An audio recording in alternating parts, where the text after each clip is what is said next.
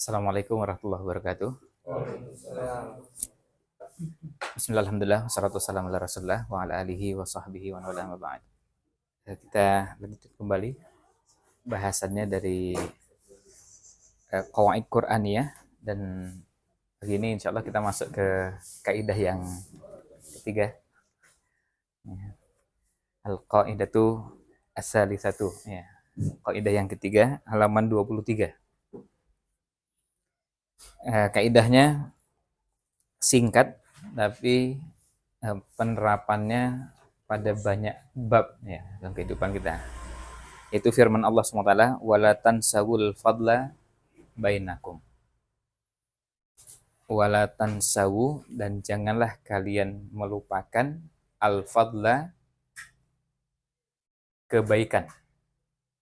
Bisa juga jasa, bisa juga termasuk pemberian, dan segala bentuk kedermawanan juga, bainakum, antar kalian. Nah, tu'tabaru hadhil ayatu, ayat ini dikategorikan sebagai qaidatan minal qawaidis sulukiyah, termasuk salah satu kaidah yang berkaitan dengan suluk, ya, perilaku. Allati tadullu ala azamati hadzal din wa sumulihi wa azamati mabadi'ihi, yang menunjukkan keagungan agama ini, menunjukkan sumulnya. Sumul itu artinya agama ini mencakup semua bagian kehidupan. Tidak ada yang tersisa. Dan sekaligus juga menunjukkan keagungan prinsip-prinsip atau pondasi dari agama ini. Wa hadhil ayatul karimatu ja'at fi siyaqi ayatit talaqi fi suratil Baqarah.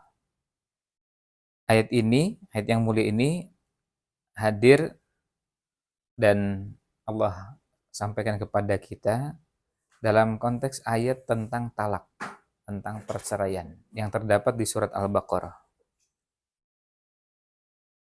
Ya, jadi ini kaidah penting dalam agama ini, terutama kaidah yang berhubungan dengan perilaku, interaksi antar sesama. Nah, meskipun ayatnya spesifik pada kasus talak, artinya hubungan suami istri. Yaqulu Rabbuna tabaraka wa ta'ala, Allah SWT berfirman, wa in tallaqtumuhunna, dan jika kalian mencerai mereka, maksudnya para istri, min qabli, sebelum antamassuhunna, kalian menggaulinya, wa qad faradtum lahunna fariidah, dan kalian telah menetapkan bagi mereka mahar, pemberian, ya. Fanisfu ma faradtum, maka separuh dari yang telah kalian berikan, illa ayya'funa, kecuali mereka memaafkan, artinya melepaskan haknya, au ya'fu alladzi biyadihi 'uqdatun nikah, atau melepaskan yang padanya ada ikatan nikah. Wa anta'fu, dan jika kalian memaafkan, aqrabu littaqwa, itu lebih dekat pada ketakwaan. Lalu wala tansawul fadla bainakum, dan janganlah kalian melupakan kebaikan antar kalian, jasa antar kalian, termasuk kedermawanan antar kalian yang pernah dilakukan di masa lalu. Innallaha bima ta'maluna basir. Sesungguhnya Allah Maha melihat apa yang kalian kerjakan. Wa makna al-qaidati biikhtisar, makna kaidah ini secara ringkasnya, annallaha ta'ala ya'muru man jama'athum alaqatun min aqdasil alaqatil insaniyati wa hiya alaqatuz zawaj. Allah memerintahkan kepada orang-orang yang terikat dengan ikatan yang paling suci antar umat manusia, yaitu ikatan pernikahan. Perintahnya apa? Allah yansaw, supaya mereka tidak melupakan. Fi ghamratit ta'assuri bihadzal firaqi wal infisal. Ini ya, jangan sampai melupakan padahal ini sudah pisah. Padahal sudah berpisah, firaq ya. Infisal, jadi sudah pisah antara suami dengan istri. Tidak melupakan apa? Ma bainahum min sabiqil isyrati wal muamalati. Dari segala bentuk pergaulan dan muamalah yang pernah dilakukan di masa lalu. Jadi, ini diperintahkan untuk jangan melupakan segala bentuk muamalah dan hubungan yang pernah terjalin sebelumnya. Wa hadhil qa'idatu ja'at ba'da dzalika tawjih bil afwi. Dan kaidahnya itu kalau lihat ayatnya posisinya setelah arahan untuk memaafkan. Illa ayya'funa aw ya'fu alladzi biyadihi 'uqdatun nikah. Ya, kullu dzalika semua itu li ziyadati targhibi fil afwi wat tafaddulid dunyawi. Ini semua dimaksudkan supaya menambah motivasi dalam memaafkan.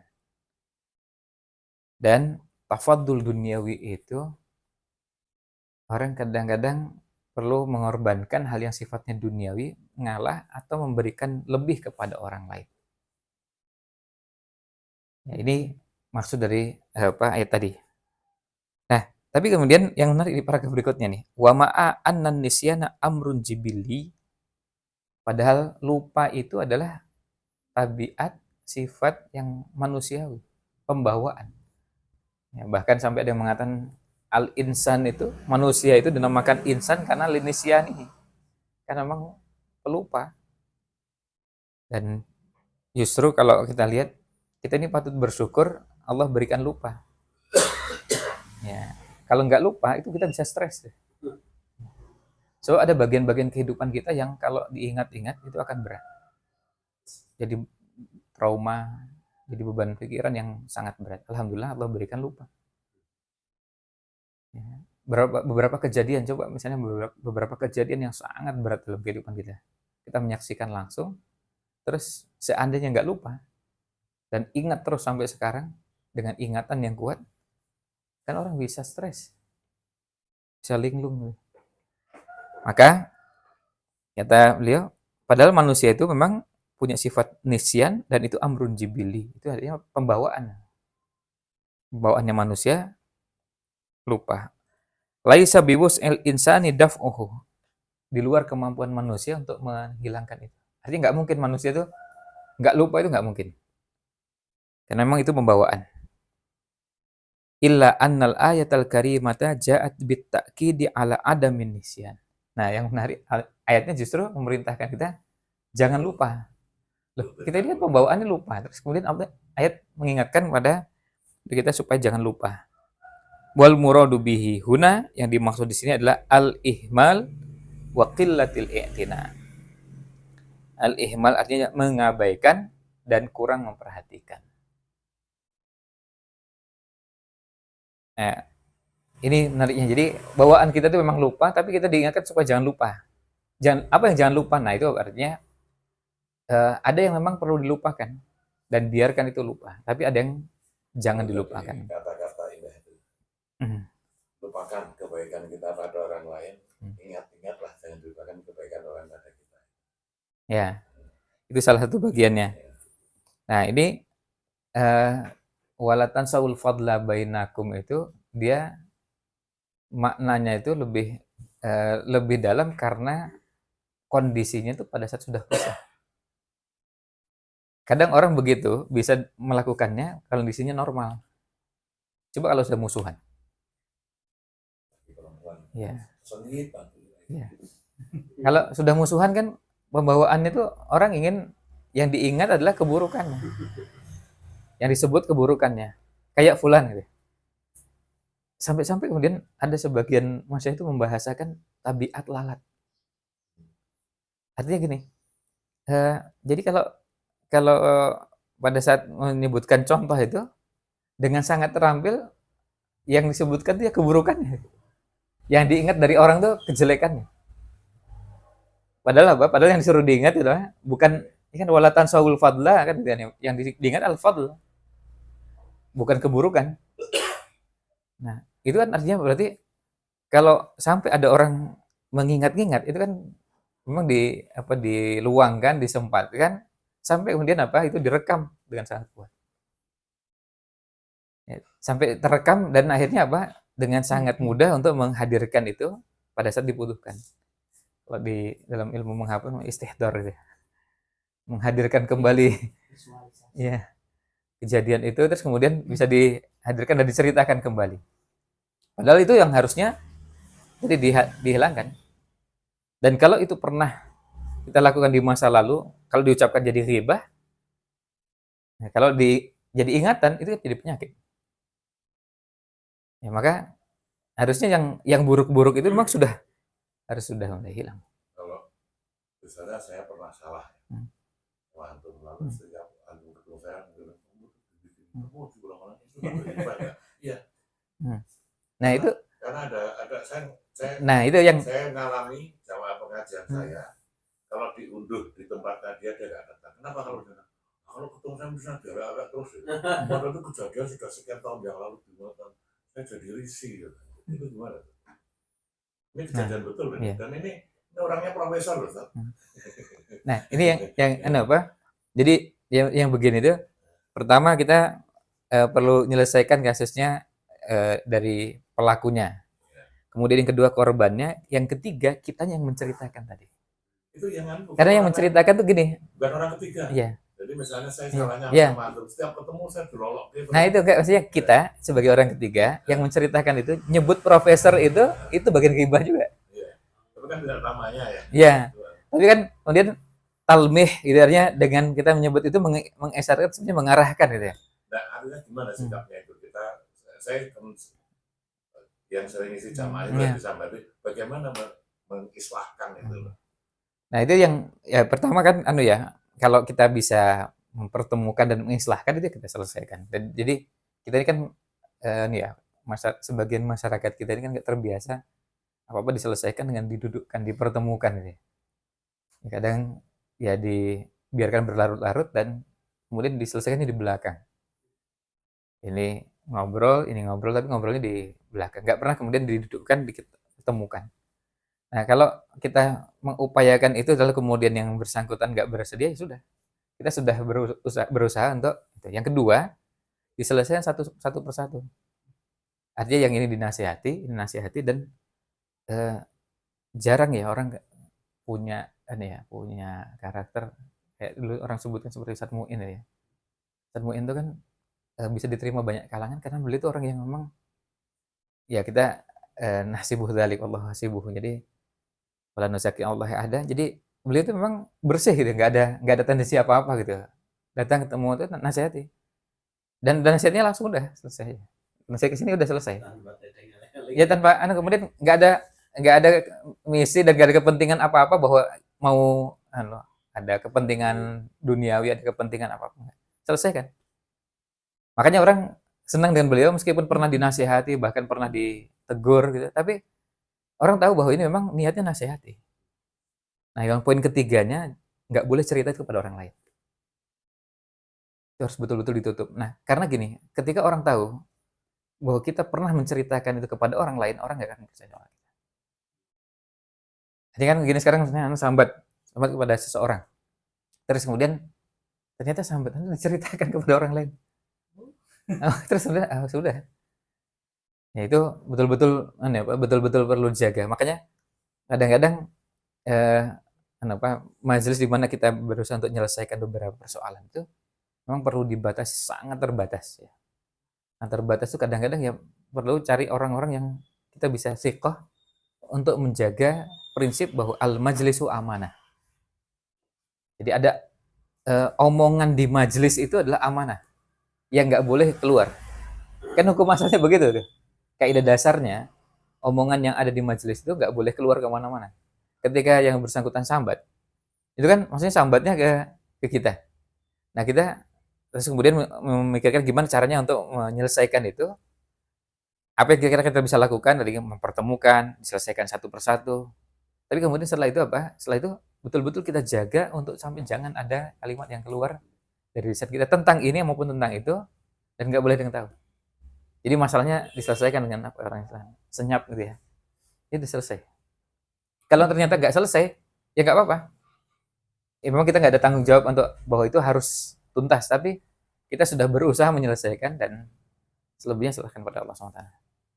Karena ini apa? Salah satu bab yang berat itu menyelesaikan alaqat ya, hubungan antar orang yang kemudian mengalami sumbatan-sumbatan komunikasi itu.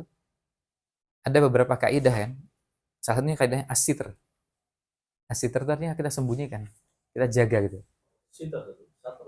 Iya, Satr atau sitr? sitr. Oh, sitr. Nah ya, kita sembunyikan, kita jaga. Jadi kita tahu ini orang ini pernah komunikasi, pernah konsultasi, tapi nggak ada satupun orang lain yang tahu. Jadi kalau pas ketemu di majelis itu ya biasa aja.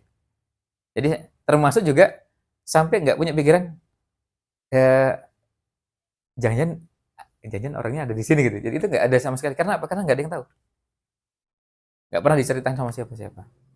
Nah itu termasuk apa? Termasuk bab yang memang sulitnya luar biasa karena kadang-kadang kita tergoda untuk ingin cerita itu sama orang gitu.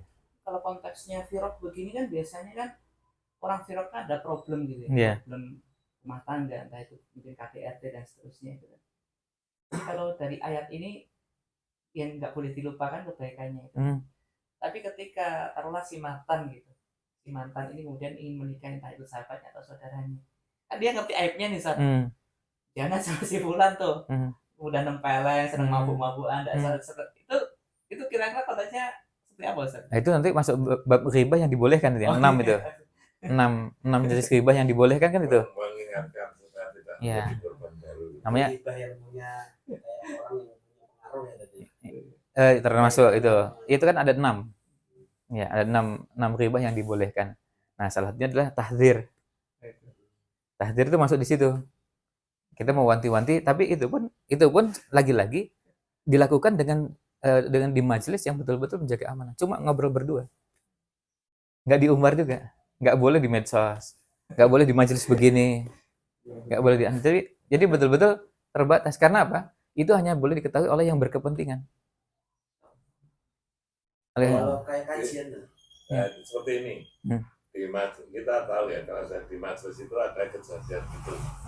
Lalu kita buat bahan seperti ini, kita menjelaskan, kita mengatakan baik secara umum itu bisa nggak?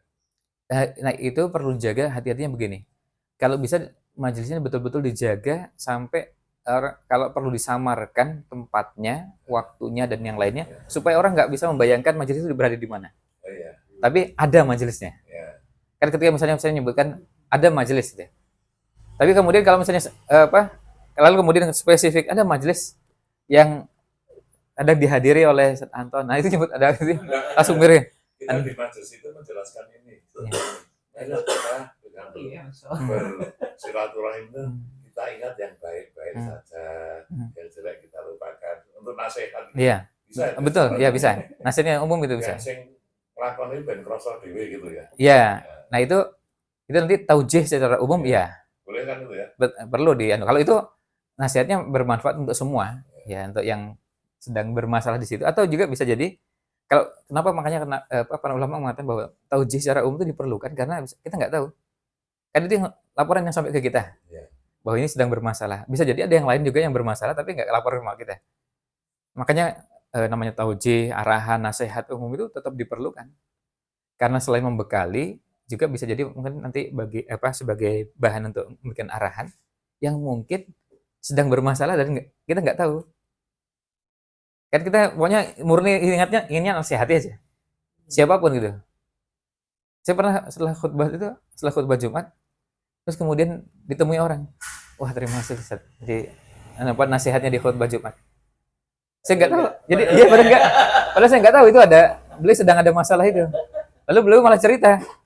Jadi setelah itu ngobrol, saya lagi ada begini. Nah, malah setelah itu kebalikan yang tadi pertama itu. Justru dia ceritanya setelah mendengar itu. Nah, karena memang kita kalau di situ, ya, Waalaikumsalam. Ya kita ingin, ya, nulis satu status yang disindir sekampung gitu. Padahal nggak ada niat ya. ya. Masalahnya sekarang ini banyak kita membahas sesuatu yang sebenarnya udah jadi gibah umum gitu. Jadi contoh secara umum. Contoh ada fitnah gitu kan, terus dibalasnya di medsos kan saling terus kita menceritakan itu termasuk gibah nggak? Ya, kalau kita untuk ngambil iktibar gitu. Tergantung nanti gini, itu kan yang perlu hati-hati juga. Jangan kita nanti malah menambah. Menambah masalah. Iya, menambah masalah dan menambah tersebar. Kan bisa jadi kita ceritakan. Yang tadinya nggak tahu, jadi tahu. Stalking ya. Iya. Terus jadi kan ketika diceritain gitu, jadi lu kemudian tadi ketika sambil antum cerita itu, terus kemudian jadi cari-cari nyebutnya, terus sebaiknya gimana? Kayak contoh nih kan yang peristiwa layang-layang putus itu kan, itu kan bermula dari kayak gitu-gitu. Terus diceritakan di majelis, akhirnya jadi viral gitu. Ya, makanya ini kalau sekarang ini kan kita ini di dunia di mana kadang-kadang kita tuh harus meredam gimana caranya biar itu enggak tersebar.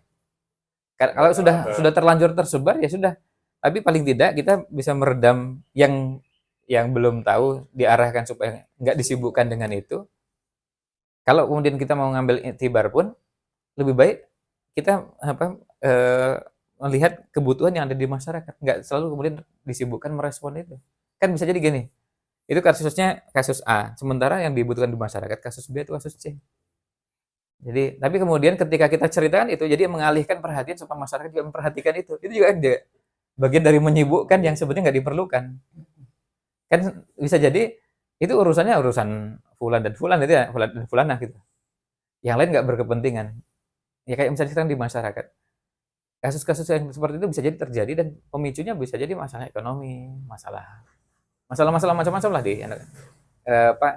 kedekatan antar anggota keluarga yang masih kurang, kemudian apalagi lebih baik kita fokusnya untuk menyelesaikan itu, bahwa itu terjadi di manapun, di siapapun, itu lebih menjadi persoalan kita daripada kita membahas yang nanti akhirnya orang jadi, ya kita khawatirkan itu malah jadi buka jadi cari, jadi membaca, jadi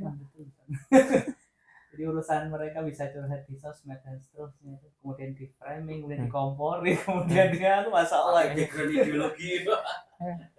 Iya makanya ya menarik, tapi ya itu kalau konteksnya kan konteks virok gitu. Padahal kalau kita bawa yang sekarang itu, bahkan di setiap urusan yang sifatnya virok yang kita mau tidak mau karena kita buka sosmed ini kan, apalagi orang yang punya nama, punya kedudukan, itu akhirnya kan jadi konsumsi dan akhirnya kemana-mana. Akhirnya larinya itu bukan lagi berbicara jangan lupakan kebaikan, tapi kebaikan dilupakan, di up semua itu yang buruk semua itu.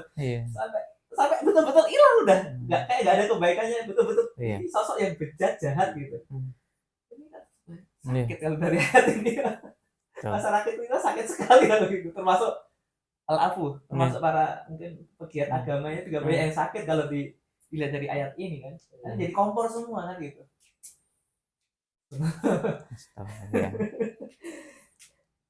Dan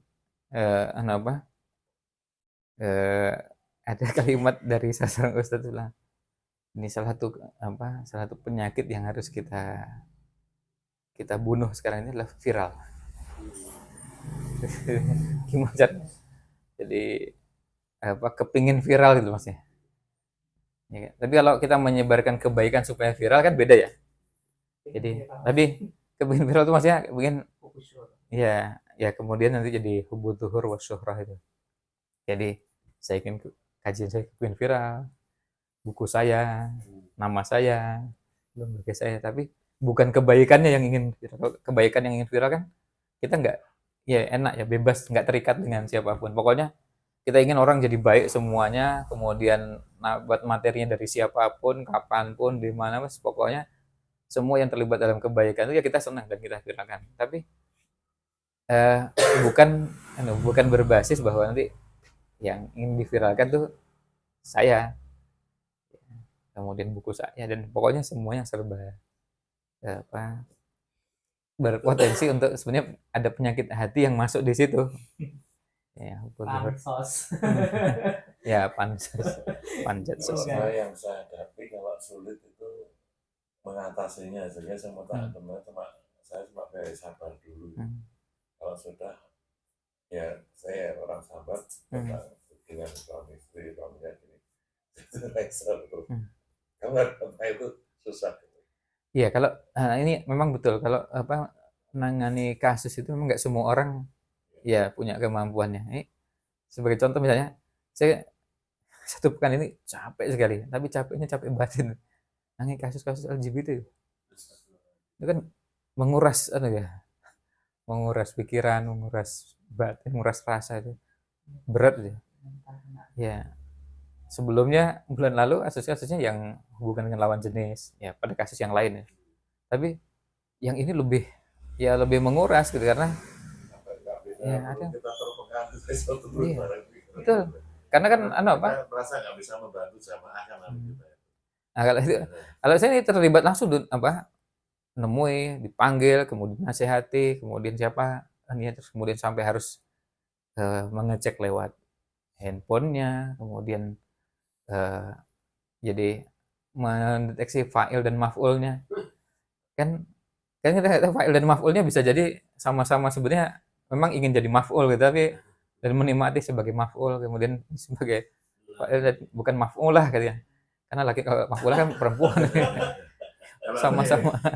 Ya karena ya usia ya.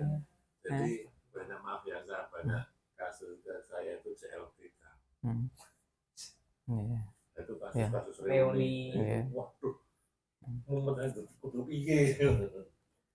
Nah itu termasuk kasus CLBK itu salah satu yang saya hampir setiap acara reuni malam itu saya gerilya ke beberapa tuh, gimana caranya mengatasi penyakit sebagian kawan-kawan kita yang masih punya penyakit itu. Ada penyakit untuk menceritakan itu.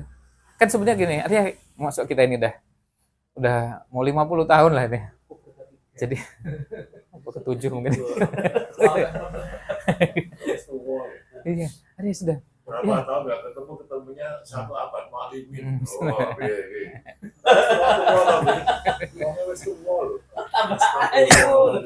udah kudu piye gitu. Pondok tuane pondok utuh.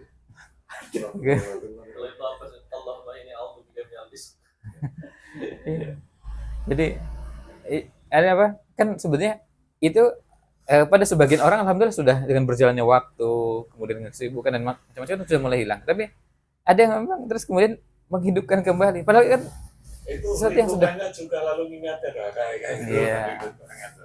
Itu kan kalau zamannya kan top 31 itu. Mana 8 itu. Top figur. Iya.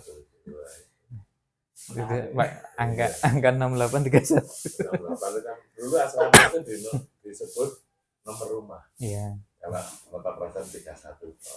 Yang 44 kurang sekarang jadi novel itu. Ketemu nih 100 tahun ma'alimin, itu semua tahu ini. Astagfirullah. 68 tambah 31 berapa? Bersatu abad ya. Ya. Nah, kita lanjutkan ya. Kemudian wa fi qoulihi innallaha bima ta'maluna basir, itu ta'lilun litarghibi fi adami ihmalil fadli. Itu menyebutkan alasan kenapa ini diperlukan. Karena ini untuk memotivasi supaya jangan sampai melupakan. Karena Allah SWT Maha mengetahui. Ya. Kemudian wa ta'ridun bi anna fil afwi mardatullahi ta'ala. Dan sekaligus juga ini bagian dari cara untuk mengingatkan sekaligus memberikan isyarat bagaimana bahwa memaafkan itu akan mendatangkan keridhaan Allah, fa huwa yara dzalika minna fayujazi alaihi. Allah melihat itu dan Allah akan memberikan balasan atas hal tersebut. Nah, innal alaqata zawjiyata fil a'amil aghlabi la takhlu min jawanib musyriqatin.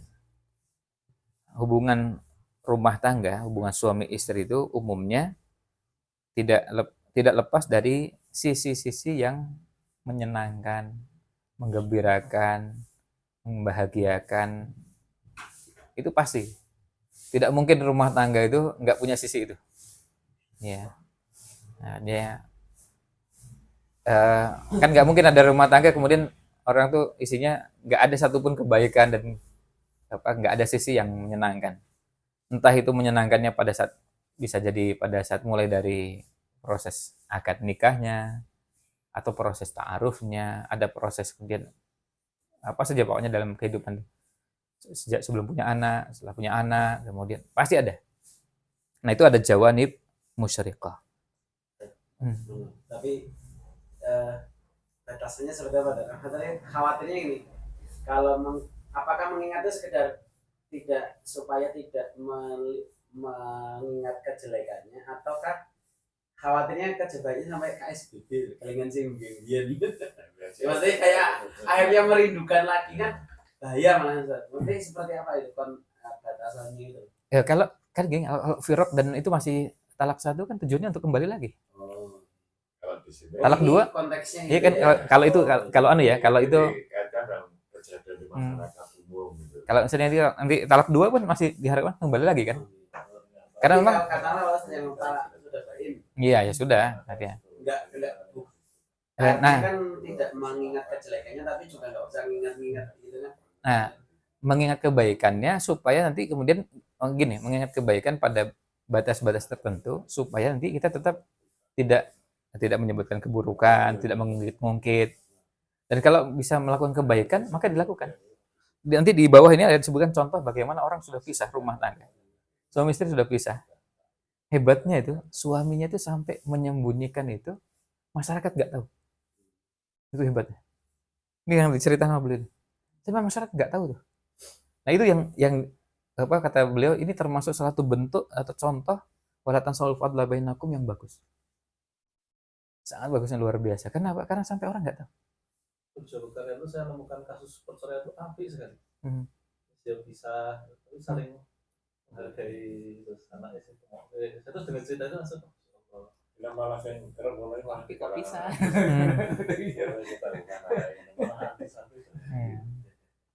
Nah, uang biasa malah jarang ya. Tapi kalau kita lihat dari berita infotainment, artis itu malah anak istri kan. Karena masing-masing megang kartu kunci. Terus As. Ya.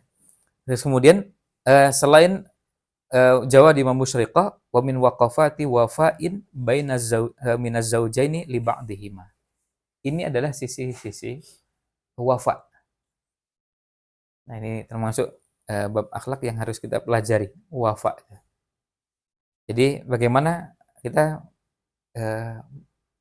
apa menerjemahkan wafa ini yang pas ya? Loyalitas. Iya. Jadi ya memenuhi seperti membalas budi juga ya. Jadi kebaikan yang pernah dilakukan oleh orang lain dan kita sampai pada tingkat memenuhi itu. Jadi bukan cuma sekedar membalas budi sekenanya atau asal. Nah, itu namanya wafa. Dan wafa itu bertingkat-tingkat, tergantung dari tingkat ketinggian akhlak. Ya, tingkat ketinggian akhlak. Makanya kalau semakin tinggi akhlaknya, tingkat wafanya itu luar biasa. Coba kayak misalnya gini. Ketika misalnya orang berusaha untuk karena dulu pernah diajar, kemudian berusaha untuk wafa pada gurunya, padahal gurunya cuma ngajar di TK yang cuma setahun. Tapi wafanya itu sampai kemudian menjalin hubungan terus sampai yang bersangkutan sudah selesai kuliah, kerja, sampai punya anak, anaknya dikenalkan sama gurunya itu wafanya kan sebenarnya sudah lebih dari sekedar cukup. Itu namanya wafa. Makanya wafa itu bertingkat. Nah, ini nanti beliau juga akan sebutkan contoh dari walatan solul fadla bainakum baik di yang berhubungan dengan rumah tangga maupun yang lain. Nah, kemudian fa idza quddira wa ala hadzal aqdu ila halli uqdatihi bit talaq. Nah, dan seandainya ditakdirkan dan akad ini berujung kepada hal uqdatihi bit talaq. Jadi melepaskan ikatan pernikahan dengan akhirnya talak. Fa inna hadza la ya'ni nisyanu ma kana bainaz zawjaini min mawaqifil fadli wal wafa.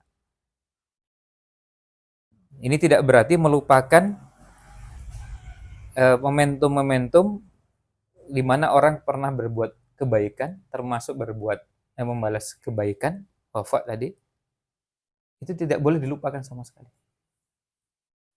Ya, wala in tafaraqatil abdan, meskipun secara fisik kita sudah berpisah.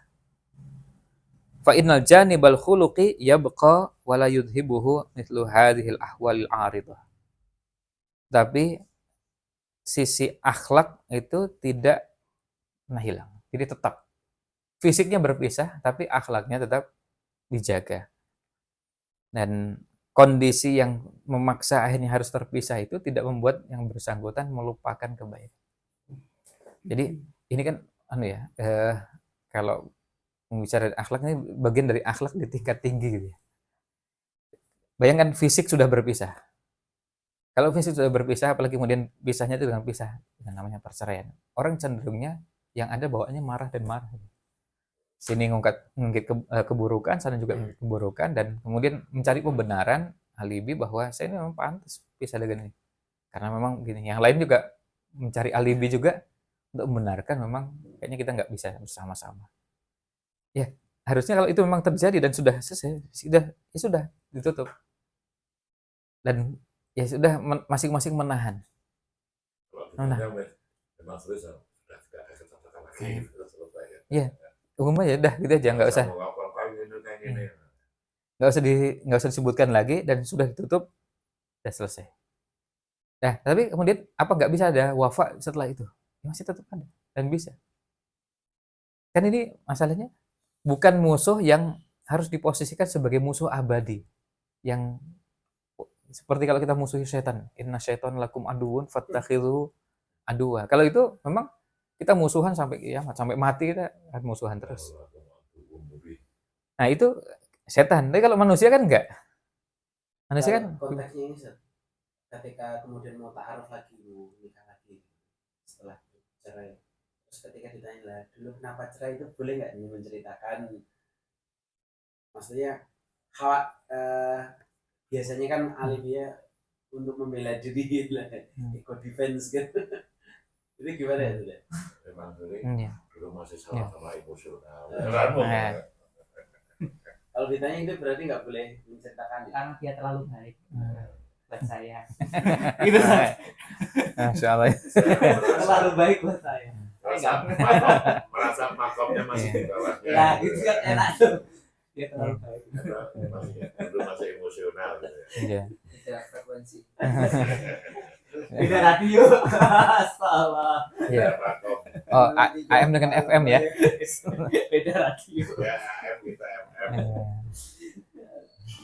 Ya, karena gini, itu kalau diceritakan detail, ini kan sebenarnya bisa juga kondisional ya. Tetapi cuma masalahnya gini, masalah itu orang yang diajak ngobrol itu seperti apa? Kalau kita nggak kenal juga kan jadi masalah itu.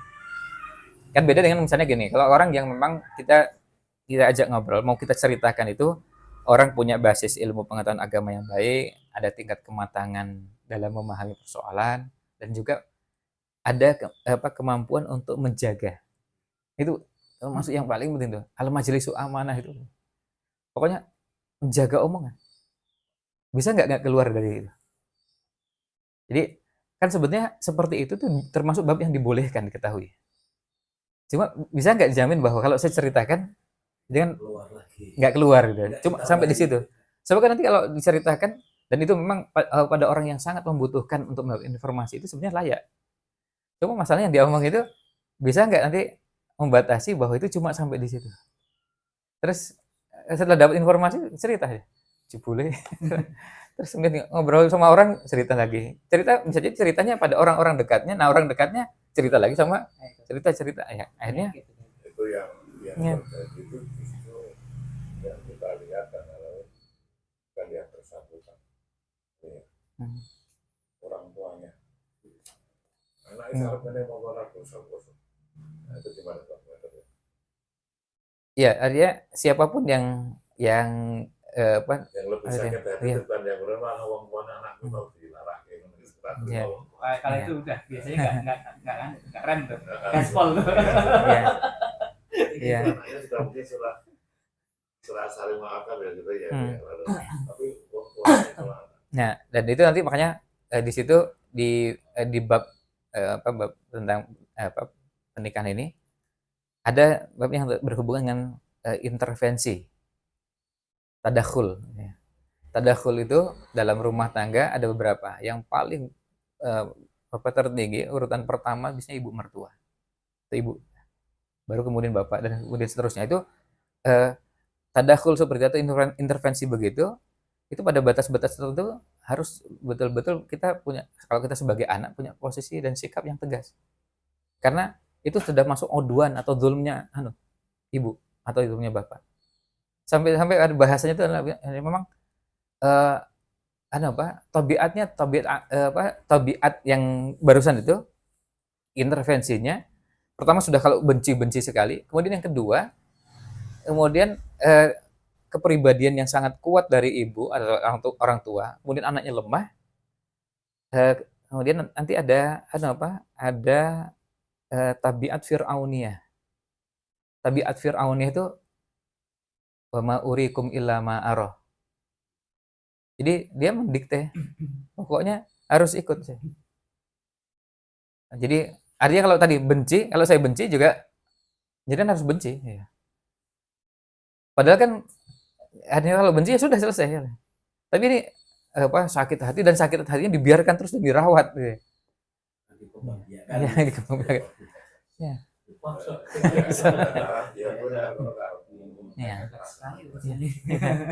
Ya.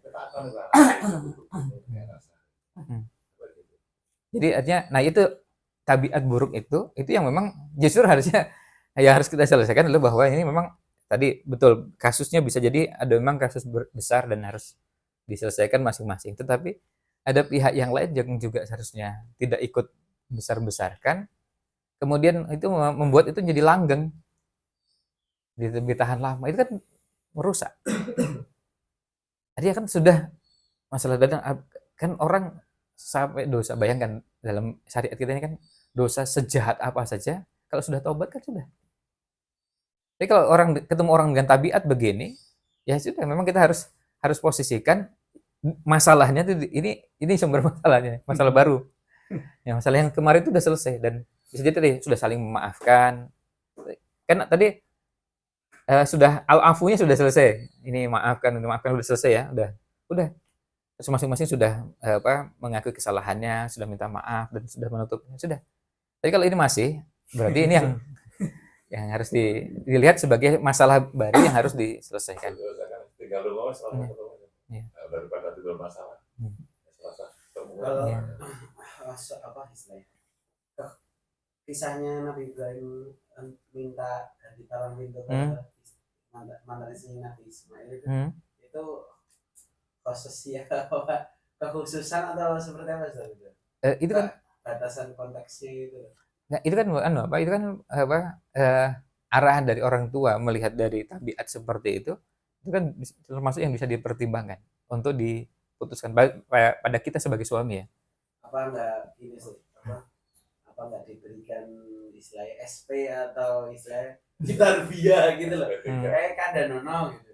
Kenapa maksudnya itu kan kayak jadi alasan untuk orang tua, wong Nabi Ibrahim kan dan nabi sampean sopo kan gitu. Cuman kan orang nggak peduli itu mas, kan namanya alasan. Cak jembar-jembar alasan, luas alasan.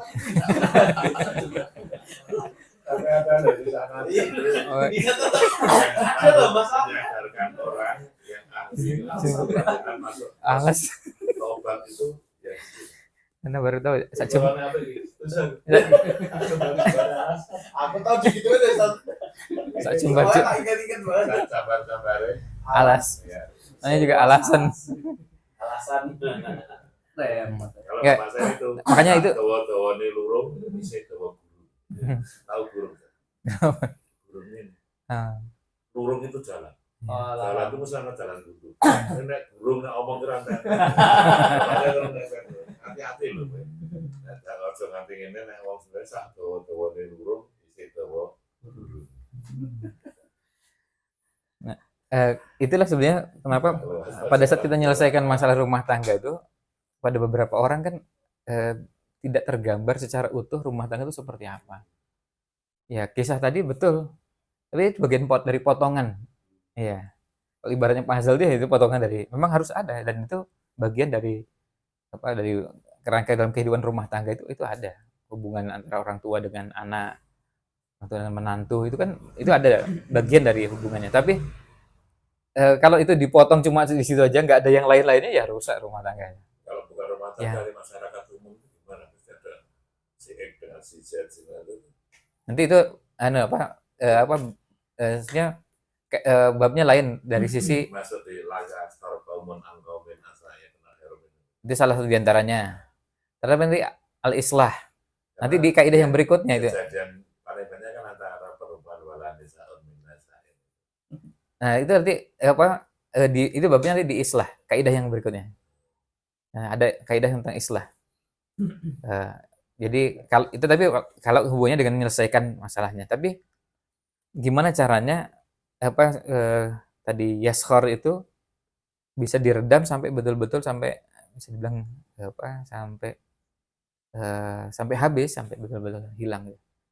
Karena kan gini, yang harus kita pahami itu sekarang kita hidup di lingkungan yang belum tentu kita ini lingkungannya kondisinya itu, kalau kita bicara kalau menggunakan titik nol gitu, ke minusnya itu cuma dikit gitu. Ada yang minusnya banyaknya luar biasa. Karakter masyarakat yang bisa jadi mungkin kalau penyakit itu, penyakit lisannya yang disebutkan oleh Al-Ghazali sampai sekian itu lengkap semua ada itu. Ngenyek, menyebarkan fitnah, mengadu domba, ghibah, pokoknya semuanya itu ada semua. Kan itu potensi rusaknya masyarakat itu memang ada semua gitu. Terus kemudian itu nanti ada di sini, nanti ada istilah istafhalal syarr. Jadi keburukannya itu udah sampai mengakar kuat, menyebar kemana-mana. Nah, itu masing-masing aja kalau itu jadi pemicu konflik di masyarakat, sudah jadi pemicu yang besar. Apalagi ketika itu terkumpul semua. Kan itu pertama dari sisi sarannya. Kemudian yang kedua, basisnya yang memang sejak awal lemah, imannya lemah, amannya lemah, ilmunya lemah, itu ini udah lemah, ini rusak. Kemudian sarannya, jadi artinya kita nyelesaikan tuh seperti kalau mau tuh pemadam kebakaran ya Bingung ya. Iya, yang semuanya ngelempar puntung Rokok bensin, itu kita nyiram ke sana, nyiram ke sini. Akhirnya kita lihat bahwa memang kalau di masyarakat tentu masih kondisional ya, tapi kadang kita harus mengukur tingkat kerusakan itu sampai pada tingkat apa. Karena ada yang tingkat kerusakannya dari sisi akidah, dari sisi iman, dari sisi akhlak, sisi ibadah, itu ada yang berada pada kondisi yang betul-betul sangat terpuruk luar biasa. Terus kemudian ada kebiasaan-kebiasaan buruk tadi itu. Ya sudah, rusak semua tuh. Jadi kita akhirnya menyelesaikan satu persatu. Nah, tapi kemudian ada satu yang tidak boleh kita lupakan, posisi kita ini. Kalau kita sebagai dai, ada yang sudah mau terlanjur memposisikan kita sebagai ustadz, ya kita gimana cara ikut berperan? Peran itu apa? Peran itu dimulai dari diri kita dan keluarga kita. Misalnya, ayo kita betul-betul tingkatkan kapasitas, tingkatkan kualitas diri kita, sampai akhirnya kita betul-betul orang yang tadi, kalau omongan kita betul-betul bisa menjaga dan sampai pada tingkat kalau perlu 100%. Misalnya bisa dipercaya. Kalau saya ceritakan, dijamin nggak akan keluar. Bisa nggak pada posisi itu? Kemudian kalau membicarakan orang lain, itu bisa betul-betul menjaga agar tidak ghibah. Terus kemudian nggak mengejek, nggak menghina. Terus kemudian tanabuz bil alqab. Apa bahasa Indonesia tanabuz bil alqab? Ya. Padanan. Ya. Jadi memberikan Belaran. Masih sulit menghindari diajak ghibah itu loh. Nah, terus diajak gimana? Itu dengan kuliah bisa. Iya, sama aja itu. Enggak, maksudnya itu kan intinya ngenyek yang itu dicarikan dengan istilah-istilah. Dan itu nanti kita lihat sebagian kita itu ada yang dari didikan orang tua, mungkin dari orang tuanya memang dapatkan itu, ada yang dari keluarga, dari orang tua, kemudian dari lingkungan, dan ada yang dari sekolah, dari guru, dari teman. Ada yang kadang-kadang ketika ada satu momentum tertentu, kemudian pernah ngejek, itu terkesan kuat sekali. Dan itu terekam, yang saya ingin selesaikan adalah poinnya adalah kita sendiri sumber masalah. Ya, kalau ada tadi beri lakop, tapi lalu malah jadi trademark. Seperti komentator itu ya, Rudy CPR, itu kan dia mantap dengan apa? Dia namakan juga Rudy CPR. Lalu dosen anak saya itu ya, dosen karena dulu Pak Mario itu malah dia nama saya dikenal dengan Marcel, Mario Cendek gitu. Itu gimana? Dia sendiri bangga dengan ya, itu nggak apa-apa, itu biasanya. Ya. Kalau bintang film angkatan saya itu Herman Ngantuk. Dia top itu tuh. Makanya sip itu dia namakan sendiri Herman Ngantuk. Tapi lalu populer dengan itu. Trademark tuh, jadi nggak masalah itu ya. Ya, Pak. Kalau kan Rudy kan itu. Kan yang penting bukan kita yang mempopulerkan istilah itu. Nah, cuma masalah gini, sekarang tuh kan kita ingin menyelesaikan masalah itu. Ternyata kita sumber masalah. Artinya sumber masalah karena kita sendiri nggak menjaga lisan. Termasuk apa? Termasuk contoh-contoh yang kita hadirkan. Itu kan bagian dari pembelajaran kepada masyarakat. Bagian dari pembelajaran kepada masyarakat. Artinya masyarakat jadi belajar dari caranya kita menceritakan. Ketika kita menceritakan itu, terus kemudian akhirnya orang terinspirasi dari cerita yang kita ceritakan itu. Akhirnya apa? Akhirnya orang mengembangkan sendiri pada yang lebih buruk dari itu. Makanya kenapa kita ini tadi kenapa harus naikkan standar kita nih, kapasitas dan kualitas kita, karena apa? Sampai milihkan contoh-contoh itu kan perlu hati-hati. Kadang-kadang kita menceritakan tuh, tapi kemudian malah maksud kita contoh itu supaya orang tidak meniru itu, tapi malah orang terinspirasi dari contoh yang kita ceritakan. Cara kita menceritakan bisa jadi kurang pas. Nah, jadi kan menjelang 24 itu nyelewet sama gaji dan lain itu. Iya. Dan itu yang harus kita jaga. Karena ini apa? Karena kalau ini nggak ada yang mulai, artinya kalau kita nggak mulai, terus siapa ini?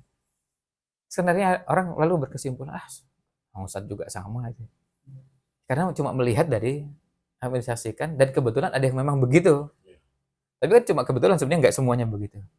Paling tidak kita yang mengupayakan itu, dan kita coba mulai dari lingkaran terdekat, gitu ya. Sehingga orang itu kan bisa merasakan ya, orang yang betul-betul menjaga lisannya, menjaga akhlaknya, itu kan nanti bisa kelihatan.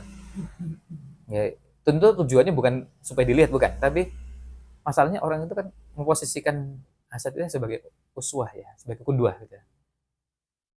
Jadi ketika caranya berbicara, caranya menyebutkan contoh, caranya menguraikan masalah, menjelaskan, itu kan kadang-kadang bahasa-bahasa itu lalu dicontoh. Dan sebagian kita ada yang harus bekerja keras karena itu terlanjur tertanam kuat, kayak tadi diingat-ingat.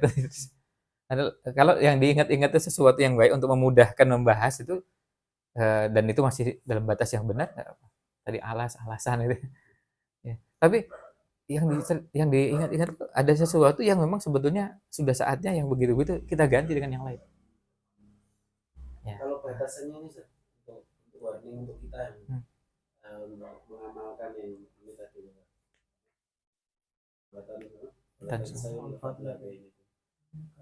batasan hibah yang diperbolehkan 6 tadi, ya kita ingat lagi. Gitu. Karena didengar lupa. Nah, kali ini kayaknya perlu bab sendiri. Iya, bab sendiri nih. Karena selain perlu disebutkan 6-nya itu, kemudian ada beberapa yang perlu dijelaskan. Jadi kalau kita bangun kaidah, berarti sebenarnya kan hifdzul ird, ya. Perlindungan terhadap kalau orang namanya human dignity itu, nilai manusia itu betul-betul oleh agama ini dijaga gitu. Sampai pada batas ketika harus menguraikan perkara itu, ya istilahnya kecekel iwae ora budak banyune gitu. Bahkan andekan harus membongkar aib orang pun itu mencari resiko terkecil itu ya. Penghargaan apa namanya Islam terhadap manusia itu. Iya. Karena sebenarnya aib orang kafir itu nggak boleh dia gitu. Iya. Boleh tanggal kafir itu. Iya, aib aib orang kafir yang itu memang aib pribadi yang tidak manusiawi. Itu yang memang tidak boleh diungkap, ya nggak diungkap. Karena apa? Karena itu tidak berhubungan dengan kekafirannya. Yang itu bisa jadi aib itu sama juga terjadi pada muslim. Jadi Orang terjadi suka mencuri gitu ya, orang Islam juga suka ada yang mencuri. Iya. Kafir juga mencuri. ya apapun artinya apa aibnya itu kan harus dijaga gitu. Jadi ketika itu memang tidak boleh disingkap dan itu nanti jadi apa bukan menjadi pembenaran bahwa kita boleh melakukan itu pada orang kafir. Bayangkan kepada orang kafir saja gitu. Kafir semuanya orang kafir ini. Pada semua asalnya pada semuanya. Nah, tetapi pada orang yang memusuhi kita itu kita ungkap keburukannya terutama pada bagian yang berhubungan dengan memang akan menjadi ancaman bagi kita. Baik itu kejahatan yang berhubungan dengan agama, terhadap kemanusiaan, terhadap apa saja. Nah, itu nanti hal itu perlu pembahasan sendiri karena memang Imam Syaukani kan punya buku ya. Bukunya Imam Syaukani syarahnya 6 bentuk ribah yang mubah ya. Daf'ur ribah ya. Ada Kitab khusus. Daf'ur ribah. Amma yajuzu minal ghibah. Amma yajuzu wa ma la yajuzu minal ghibah. Jadi membahas tentang mensyarah 6 bentuk ghibah yang dibolehkan dalam syariat. Jadi beliau ngasih pengantar terlebih dahulu.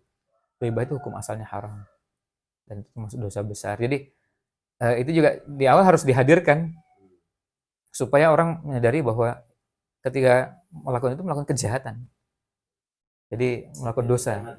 Jadi resistensi kita terhadap dosa itu sangat besar. Sampai kayak Imam Bukhari beliau mengatakan bahwa saya tidak pernah melakukan ghibah mundu an alim tu anal ghibah haram. Sejak saya tahu ghibah itu haram, saya tidak pernah ghibah orang. Itu artinya kan kesadaran yang sangat kuat terbangun dari pemahaman yang mendalam tentang ghibah itu haram.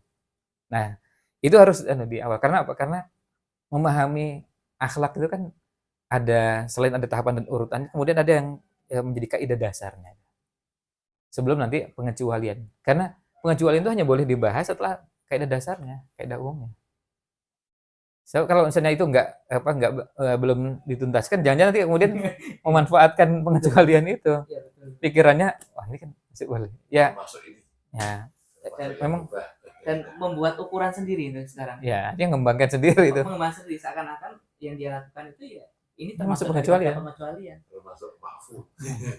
Karena ini belum tuntas itu. Jadi satu memang sekarang seperti itu. Ya pemahamannya itu orang itu permisif, mudah mengampuni diri sendiri. Ya.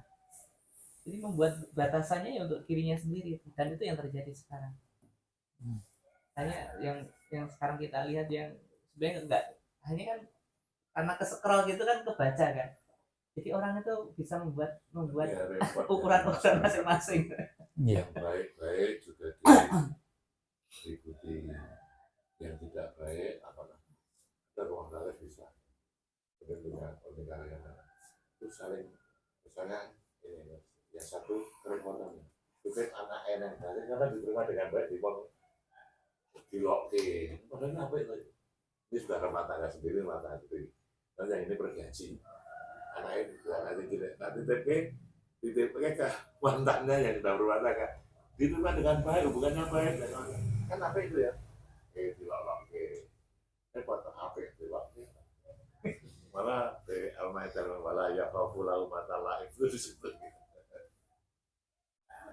ya itu kan baik itu ya itu jadi keluarga besar itu jadi bersaudara tapi anak itu ya itu atau mana ya dilok-lok itu sudah bagus ya saling menjaga memang dulu misalnya karena benar ada kekurangan contoh karena apa kalau matanya ini saling baik saling hubungan silaturahmi itu malah ya dilok-lok gitu. Ya, cukupkan ya. Subhanakallahumma bihamdik asyhadu an la ilaha illa anta astaghfiruka wa atubu ilaik. Assalamualaikum warahmatullahi wabarakatuh.